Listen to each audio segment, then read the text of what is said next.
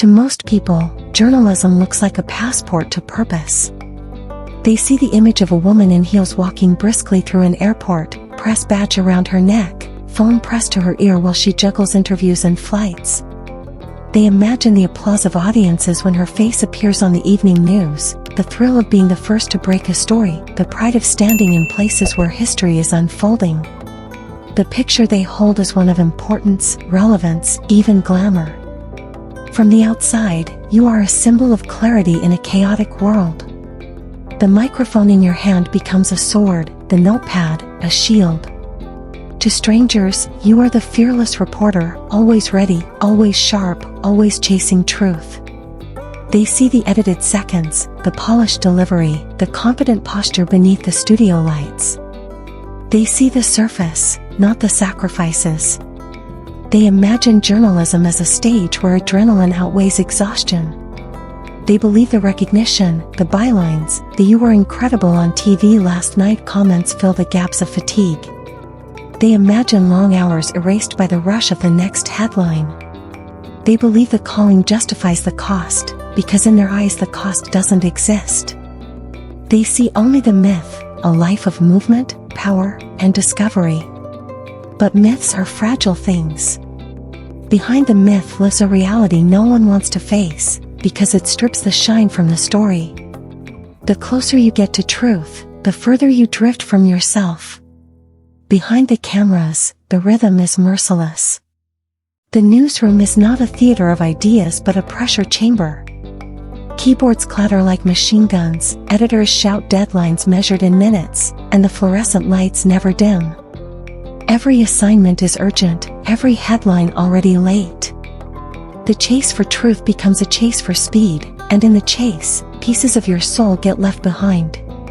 You drink cold coffee at midnight surrounded by screens that never sleep. You rewrite sentences until your fingers ache, not for accuracy but for algorithms.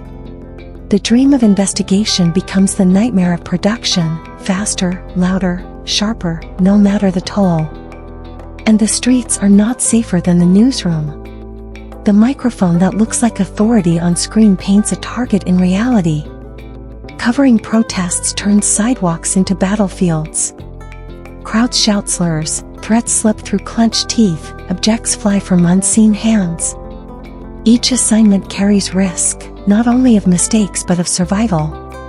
You carry the story in one hand and your fear in the other. Then come the messages, the emails, the comments, the posts. Words sharpened into weapons, strangers dissecting your body, your voice, your worth.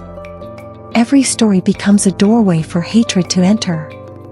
Every truth told becomes a reason for someone to erase you.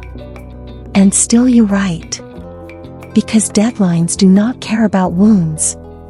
The idealism that once burned bright starts to flicker. You entered this field to change the world, to expose injustice, to give voice to the voiceless.